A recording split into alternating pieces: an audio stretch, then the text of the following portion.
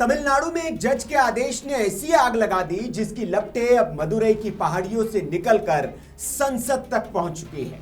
DMK सरकार अदालत का फैसला मानने को तैयार नहीं है और अब जस्टिस जी.आर. स्वामीनाथन के खिलाफ महाभियोग लाने की तैयारी में जुट गई है। सवाल ये, मंदिर के दीपम और दरगाह की दीवारों के बीच आखिर ऐसा क्या हुआ कि मामला संविधान के सबसे बड़े हथियार इंपीचमेंट तक पहुंच गया। आज पूरा मामला विस्तार से समझते हैं। नमस्कार, मैं हूं सुनील राउत और आप देख रहे हैं वीके न्यूज। तमिलनाडु में थिरुपरकुंद्रम की पहाड़ी, यहां एक तरफ है पुराना सुब्रमण्यम स्वामी मंदिर और थोड़ी ही दूरी पर है सिकंदर बादशाह दरगाह। यहां कार्तिकेय दीपम जलाने की हिंदू परंपरा सदियों पुरानी है। बताया जाता है कि 1862 से ये दीपक दरगाह के नीचे उचिपिल्लयार मंदिर के पास जलाया जाता है, लेकिन हाल के वर्षों में मुस्लिम समुदाय ने इस जगह को लेकर आपत्तियां उठाई। दोनों धार्मिक स्थलों की नजदीकी ने इसे संवेदनशील बना दिया, जिसकी वजह से सरकार ने सनातनियों की इस परंपरा पर रोक लगा दी। इसके पीछे 2014 में मद्रास हाईकोर्ट की 2 जजों की पीठ ने दीपाथुन पर दीपक जलाने के खिलाफ दिए गए निर्णय का हवाला दिया गया, लेकिन कुछ याचिकाकर्ताओं ने फिर कोर्ट का रुख किया और मांग की कि दीपाथुन पिलर पर पारंपरिक कार्तिकेय दीपम जलाने की अनुमति दी जाए। मद्रास हाईकोर्ट की मुदिरे बेंच के जज जस्टिस जी.आर. स्वामीनाथन ने आदेश दिया कि मंदिर की पहाड़ी पर स्थित दीपाथुन पिलर पर भक्तों के एक छोटे समूह यानी 10 लोगों तक की एक कैपेसिटी का समूह सीआईएसएफ की निगरानी में दिया जलाए और सरकार इसमें उनकी सहायता करे। जज ने कहा, दीपम जलाने से न तो दरगाह के अधिकारों का हनन होगा, न मुस्लिम समुदाय पर इसका कोई असर पड़ेगा। बल्कि उन्होंने आगे और कहा कि अगर दिया नहीं जला तो मंदिर के अधिकार कमजोर पड़ेंगे और पहाड़ी के खाली हिस्सों पर मस्जिद ट्रस्टियों के कब्जे की कोशिशें बढ़ सकती हैं। जस्टिस स्वामीनाथन ने 1923 के फैसले का हवाला भी दिया और कहा कि मंदिर और दरगाह की सीमाएं कानूनी रूप से साफ है। जैसे ही आदेश आया, राज्य सरकार हरकत में आ गई। डीएमके सरकार ने कहा, आदेश लागू करने से कानून व्यवस्था बिगड़ सकती है। कार्तिकेय दीपम एक संवेदनशील धार्मिक मुद्दा है। चुनाव नजदीक है, इसलिए तनाव नहीं बढ़ाया जा सकता। त्योहार वाली रात पुलिस ने श्रद्धालुओं को पहाड़ी पर जाने से रोक दिया। इससे हिंदू संगठनों में भारी आक्रोश फैल गया।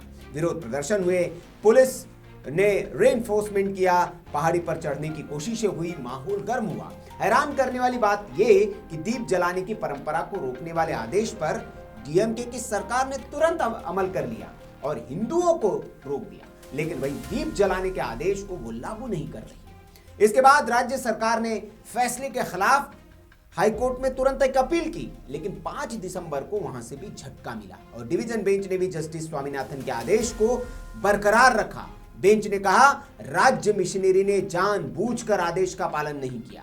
इसके बाद तमिलनाडु सरकार ने सुप्रीम कोर्ट में एसएलपी यानी कि विशेष अनुमति याचिका दायर की है, जिस पर सुनवाई अभी बाकी है। यानी कोर्ट बनाम सरकार की सीधी टक्कर। अब यह भी समझ लीजिए कि यह कार्तिकेय दीपम महोत्सव है क्या।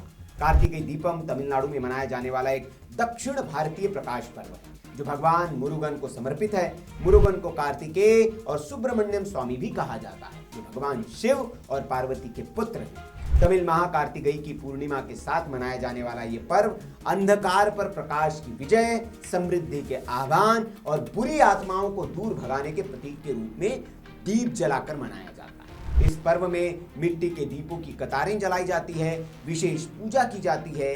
अब यह भी समझ लीजिए कि महादीपम क्या है, जिसकी अहमियत इस अवसर पर एक विशेष आकर्षण का केंद्र रहती है। अरुणाचलम पहाड़ी के पास तिरुवन्नामलाई में एक अन्नामलाई चोटी पर विशाल दीपक जलाया जाता है, जिसे महादीपम के नाम से जाना जाता है। यह कई किलोमीटर दूर से जगमगाता हुआ दिखाई देता है। यह महादीपक भगवान शिव के अग्नि स्तंभ के रूप में प्रकट होने पर उत्सव के रूप में जलाया जाता है। कहा जाता है कि भगवान शिव ने ब्रह्मा और विष्णु के बीच विवाद को सुलझाने के लिए एक अंतहीन अग्नि स्तंभ के रूप में प्रकट हुए थे।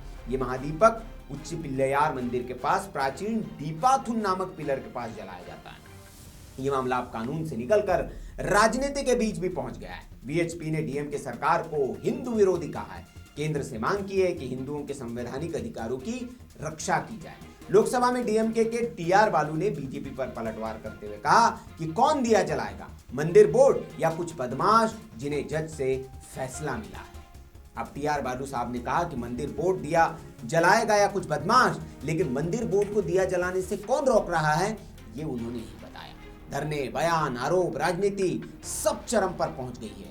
अब सवाल यह है कि डीएमके महाभियोग प्रस्ताव क्यों ला रही है। तो जब डीएमके ने देखा कि कोर्ट का आदेश उनके विरोध में जा रहा है, हो सकता है सुप्रीम कोर्ट भी ऐसा ही आदेश दे। क्यों? क्योंकि एक परंपरा जो सदियों से चली आ रही है, जिसका इतिहास पुराना है, उस पर आप रोक कैसे लगा सकते हैं? और एक पहाड़ी पर जो मंदिर का हिस्सा है, वहां दिया जलाने से दूसरे पक्ष की धार्मिक भावनाएं कैसे आहत हो सकती है?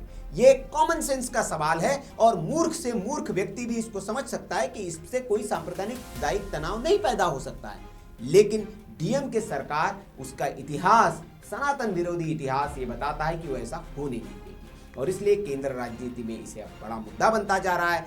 तब पार्टी के सांसदों ने अब संसद के शीतकालीन सत्र में जस्टिस स्वामीनाथन के खिलाफ महाभियोग का प्रस्ताव लाने की तैयारी शुरू कर दी है। आपको यह भी बता दें कि इलाहाबाद हाईकोर्ट के जस्टिस यशवंत वर्मा के खिलाफ भी एक महाभियोग का मामला लंबित है और अब ये दूसरा हाई प्रोफाइल मामला सामने आया है। डीएमके का कहना है कि जज का आदेश एक तरफा है, इससे सांप्रदायिक तनाव बढ़ सकता है और ये 2017 की डिवीजन बेंच की दिशा के खिलाफ है। दूसरी तरफ विपक्ष कह रहा है कि डीएमके अदालत पर दबाव बनाकर धार्मिक स्वतंत्रता को कुचलना चाहती है। अब थोड़ा यह भी जानना जरूरी है कि जिस जस्टिस स्वामीनाथन के खिलाफ ये महाभियोग लाने की बात की जा रही है वो है कौन। तो आपको बता दें उनका जन्म 1968 में तिरुवरूर में हुआ। वकालत की शुरुआत उन्होंने 1991 से की। 97 में पांडिचेरी में प्रैक्टिस शुरू की। 2004 में मदुरै बेंच में प्रैक्टिस शुरू की। 2017 में एडिशनल जज नियुक्त हुए। 19 में परमानेंट जज बने। रिटायरमेंट 31 मई 2030 को इनका होगा। इनकी एक अहम पहचान है तमिलनाडु में इंटरसेक्स बच्चों पर गैर जरूरी मेडिकल इंटरवेंशन पर रोक लगाने का ऐतिहासिक फैसला। इस फैसले को लेकर यूएन से लेकर सुप्रीम कोर्ट तक ने इस फैसले की सराहना की थी। यानी जस्टिस स्वामीनाथन कोई विवादित प्रवृत्ति वाले जज नहीं, बल्कि कई महत्वपूर्ण फैसलों में प्रोग्रेसिव लाइन लेते रहे। लेकिन सनातन को डेंगू मलेरिया कहने वाले और खत्म करने की बात करने वाली पार्टी की सरकार से और उम्मीद क्या की जा सकती है? अब विवाद का असली सवाल यह है, क्या एक धार्मिक परंपरा निभाने का आदेश इतनी बड़ी बात है कि एक हाई कोर्ट जज को इम्पीच करने की नौबत आ जाए, या फिर डीएमके चुनावी और धार्मिक राजनीति के दबाव में अदालत की अवमानना करने की राह पर चल पड़ी है? और दूसरी तरफ क्या कोर्ट के आदेश में कहीं जरूरत से ज्यादा हस्तक्षेप था? सियासत का ये तूफान तमिलनाडु से शुरू हुआ है, पर इसका असर पूरे देश की न्याय व्यवस्था तक पहुंचने वाला है। तमिलनाडु की थिरुपरनकुंद्रन पहाड़ी पर दीपम तो एक रात की रस्म है, लेकिन इस विवाद की आग अब लंबे समय तक देश की राजनीति, अदालत और धर्म के रिश्तों को तपाने वाली है। क्या संसद में महाभियोग का प्रस्ताव आगे बढ़ेगा? क्या सुप्रीम कोर्ट आदेश को पलटेगा? और क्या डीएमके सरकार अपने स्टैंड पर टिक पाएगी? इस पूरे मुद्दे पर हमारी नजर बनी रहेगी। ये विस्तृत रिपोर्ट आपको कैसी लगी आप कमेंट करके हमें जरूर बताएं। अच्छा लगा हो तो लाइक करें, शेयर जरूर करें, ताकि इस देश की जनता को पता चल सके इस देश के बहुसंख्यक हिंदुओं की आस्था पर, उनकी परंपराओं पर कुछ सरकारें अपने वोट बैंक को बचाने के लिए कैसे चोट कर रही हैं। नमस्कार। वीके न्यूज, राष्ट्र के नाम।